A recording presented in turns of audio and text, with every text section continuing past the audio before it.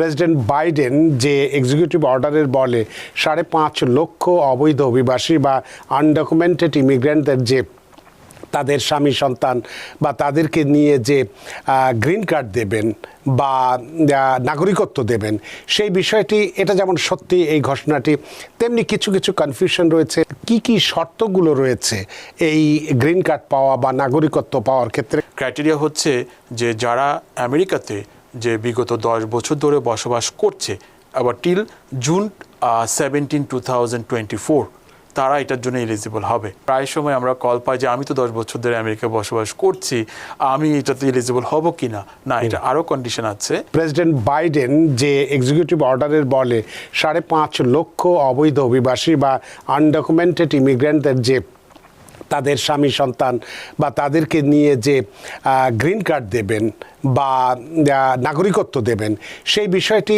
এটা যেমন সত্যি এই ঘোষণাটি, তেমনি কিছু কিছু কনফিউশন রয়েছে, নানান রকম প্রশ্ন আমরা পাচ্ছি এবং আমার কাছে মনে হয় আপনার কাছে আরও বেশি এই প্রশ্ন এসেছে।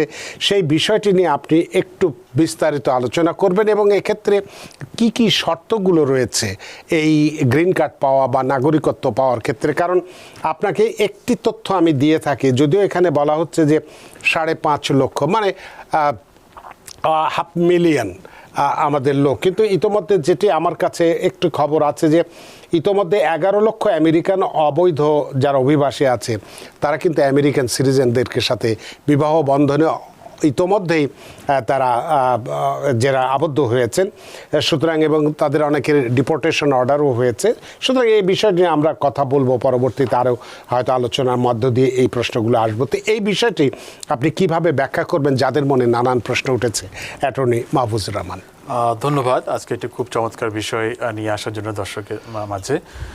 এটা আসলে বলবো যে হোয়াইট হাউস থেকে এই 4 বছর আমি বলবো প্রথম একটা ভালো সংবাদ আসছে আমাদের ইমিগ্রেন্টদের কমিউনিটির জন্য। আমরা দেখেছি যে বাইডেন প্রশাসন ক্ষমতা আসার পর থেকে বিভিন্ন রকম প্যাকেজ, বিভিন্ন রকম ল কিন্তু আপনার হাউসের 2 চেম্বারে কিন্তু ঘোরাঘুরি করেছে। আমরা টিভিতেও অনেক আলাপ করেছি, কিন্তু কখনো কোনো ল এবং পলিসি কিন্তু এটা মানে আপনার পরিপক্ক হওয়ার আমরা সুযোগ হয়েছে বলে দেখিনি। কিন্তু এই প্রথম, যদিও এটাকে ল বলা যায় না, দিস ইজ দ্য পলিসি, যে ল এর মধ্যে প্রেসিডেন্টের যে অথরিটি আছে আইনের মাধ্যমে তিনি সেই পলিসিটাকে একটু জাস্ট ডিফারেন্ট ওয়েতে সেটা প্রকাশ করেছে, যাতে কিছু সংখ্যক আনডকুমেন্টেড ইমিগ্রেন্ট সেটা বেনিফিট পায়।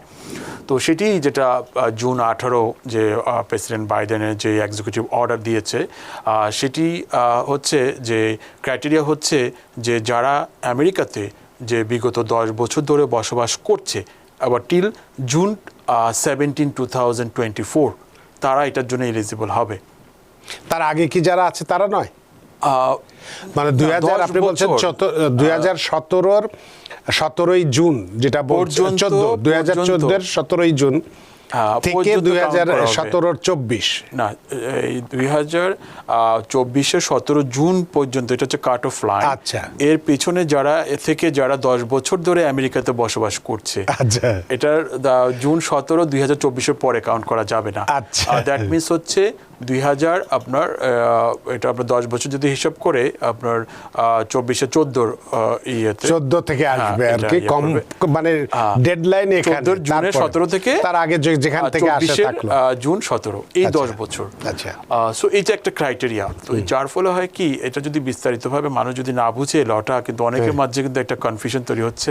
প্রায় সময় আমরা কল পাই যে আমি তো 10 বছর ধরে আমেরিকায় বসবাস করছি, আমি এটাতে এলিজিবল হব কিনা। না, এটা আরও কন্ডিশন আছে। সেটি হচ্ছে যে ইউএস সিটিজেনকে ম্যারি করতে হবে, বিয়ে করতে হবে। তো ম্যারিটাও কিন্তু জুন 17, 2024-এর আগে সম্পূর্ণ হতে হবে। এখন ম্যারি করলে এই ঘোষণার আগের দিন পর্যন্ত, রাইট, এটা যারা বিয়ে করেছে ইউএস সিটিজেন তারা এটার জন্য এলিজিবল হবে।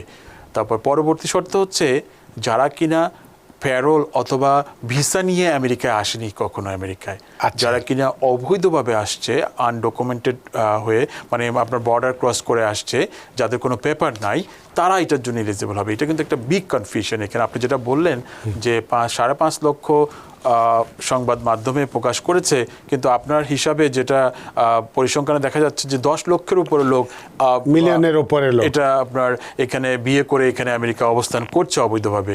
তো সেটাই ক্লাসিফিকেশন হয়ে গিয়েছে। সম্ভবত বেশিরভাগ যারা ওই 10 লক্ষের মধ্যে একটা মেজরিটি পোর্শন তারা ভিসা নিয়ে আমেরিকা আসছে কোনো না কোনোভাবে, প্যারোল ভিসা নিয়ে, তারা কিনা এটার মধ্যে এলিজিবিলিটি হবে না। এবং পরবর্তী কন্ডিশন হচ্ছে যে তারা কোনো প্রকার যে সিরিয়াস ক্রাইমের সাথে যুক্ত নয়, যেটার কারণে ইমিগ্রেন্ট হতে তাদেরকে বাধা দিবে, সেটা বিস্তারিত এখনো আসেনি কী ধরনের ক্রাইমের সাথে যুক্ত হলে তারা এটা ডিসকোয়ালিফাই হবে। থার্ড সর্বশেষ যে ক্রাইটেরিয়া সেটা হচ্ছে তারা যে ডিসক্রিপশনটা অ্যাপ্লাই করবে, এতে করে যদি দেখা যায় যে সে ন্যাশনাল সিকিউরিটির জন্য প্রবলেম, তার হচ্ছেও কিন্তু ডিসকোয়ালিফাই হয়ে যাবে সেটা। আচ্ছা, তো তার মানে মোটামুটি বড় মোটা দাগে যদি আমরা বলি 4টা শর্ত এখন পর্যন্ত আমরা দেখছি, কিন্তু সেই শর্তগুলো বিস্তারিতভাবে আলোচনা মানে এখনো আমাদের সামনে আসেনি, যে পলিসি ডিটেইলস এখনো সামনে আসেনি। এই অর্ডারের মধ্যে কিন্তু আরেকটি জিনিস যুক্ত করতে চাই, এখানে কিন্তু আরো একটা সেটা নিয়ে খুব একটা আলোচনা হচ্ছে না, সে অর্ডারের সাথে আরো একটা পলিসি যুক্ত হয়েছে, সেটা হচ্ছে ড্যাকা রেসিপিয়েন্টের জন্য এবং যারা আনডকুমেন্টেড স্টুডেন্ট আছে আমেরিকাতেই, যারা কিনা গ্র্যাজুয়েশন শেষ করেছে কলেজের, তাদের জন্য একটা কিন্তু ভালো সুখবর আছে। তারা কিন্তু যে নন ইমিগ্রেন্ট ক্যাটাগরির যে H-1B ভিসা প্লাস ও ভিসা, এইসব ভিসার জন্য তারা কম্পিটিশন করতে পারবে। তো এটা আমি বলবো যে এটা অনেক বড় সুযোগ। মানে প্রশ্নটা যদি এরকম হয় যে বাইডেন অ্যাডমিনিস্ট্রেশন ড্যাকা রিসিপিয়েন্টস এবং আনডকুমেন্টেড কলেজ স্টুডেন্ট যারা, তাই তো, যাদের বাধা ছিল, সে বাধা গ্র্যাজুয়েশন পেয়েছে কিন্তু জব পাচ্ছে না, ওয়ার্ক পারমিট নাই, এর জন্য তাদের জন্য একটা বিশাল কিভাবে কাজ করে আসছে, এবং তাদেরকে সেটা যে H-1B প্রোগ্রাম এবং O-1 প্রোগ্রাম, এইসব প্রোগ্রামে তারা কিন্তু এখন এলিজিবিলিটি পাবে ওইসবের জন্য, এই ঘোষণার বলে। তাহলে এটাও তো একটা বড় ধরনের সুসংবাদ। এখানেও কিন্তু দেখা যাচ্ছে যে আরো 5 লক্ষ আনডকুমেন্টেড ইমিগ্রেন্টদের জন্য এটা একটা বড় ধরনের একটা, এই যে সংকটটা আপনি যেটা বললেন, যেটা হাই স্কিলদের ব্যাপারে, সেটা কি এই 5.5 লক্ষের বাইরে, এই হিসাবের বাইরে? তাহলে ওখানে সেটা 5 লাখ হোক, 2 লাখ হোক, 5 লাখ, 10 লাখ হোক, সেটা স্টুডেন্টরা যারা গ্র্যাজুয়েট হয়ে বসে আছে, জব পাচ্ছে না এর কারণে, তো তাদের জন্য কিন্তু একটা বড় ধরনের সুখবর বলা যেতে পারে। তাহলে এই যে আপনি একটু আগে একটা প্যারোল শব্দটি ব্যবহার করলেন, এটা আসলে কি? এই প্যারোল প্লেস যেটা, এইটা না, সেটাই বলছি, যেটা এখানে যে এক্সিকিউটিভ অর্ডারের মাধ্যমে যে জিনিসটা করতে হবে, যেটা ওদের জন্য যে সুযোগটা দিয়েছে, সেটা হচ্ছে প্যারোল ইন প্লেস। এটা একটা অ্যাপ্লিকেশন তারা আছে অলরেডি আমাদের ইমিগ্রেশন সিস্টেমে এক্সিস্ট করছে, সেটার জন্য তারা এলিজিবল হবে। তো সেটা মানে হচ্ছে যে আপনার ইমিগ্রেশনের যে নির্দিষ্ট ফর্ম আছে, ওইটা ফিল আপ করে ইমিগ্রেশনে পাঠাতে হবে। যদি তারা দেখে যে তারা ওই যে শর্তগুলো তারা পূরণ করেছে, তখন তারা তাদেরকে প্যারোল ইন প্লেস দিবে। তারা যে মানে তাদেরকে আমেরিকার ভিতরে আছে, কিন্তু তাদেরকে প্যারোল হিসেবে কাউন্ট করবে। সেই প্রভিশনটা বেসিক্যালি ছিল, হচ্ছে এখনো আছে, এটা হচ্ছে মিলিটারি যারা সার্ভিসম্যান আছে, তাদের ফ্যামিলি মেম্বাররা যারা আনডকুমেন্টেড আছে, তাদেরকে ইমিগ্রেন্ট করার জন্য কিন্তু এই প্লেসটা আপনার চালু করেছিল। সেটাকে এখন এক্সটেন্ড করে জেনারেল যারা নন ইমিগ্রেন্ট এই আপনার তাদের জন্য সেটা সম্প্রসারিত করেছে। তার মানে এইটাকে যে মানে প্যারোল প্লেসকে আরো সুবিন্যস্ত করার জন্য, যেটা যে আনলক করতে, মানে তাহলে কিভাবে এটা ভূমিকা রাখতে পারবে? না, সেটাই এখন যেটা, কারণ এখানে যারা আমেরিকায় আনডকুমেন্টেড আছে তাদের মধ্যে অনেক মানে ডিফারেন্স রয়েছে। যেমন এক ধরনের আনডকুমেন্টেড রয়েছে যারা কিনা বর্ডার ক্রস করে আসছে, they don't have any admission, nothing, even তারা অ্যাসাইলাম করেছে, কিন্তু তাদের বড় বাধা হচ্ছে তারা যদি ইউএস সিটিজেন বিয়ে করে, তারা আমেরিকা থেকে অ্যাডজাস্টমেন্ট করতে পারছে না, কারণ অ্যাটর্নি জেনারেলের যে ল অনুযায়ী ডিসক্রিপশন অ্যাপ্লাই করার কোনো সুযোগ নাই। তাদেরকেই টার্গেট করে এই পলিসিটাকে অ্যাডপ্ট করা হয়েছে। অনেক ধন্যবাদ attorney Mahfuzur Rahman. Because people sneeze. Because not everyone washes their hands.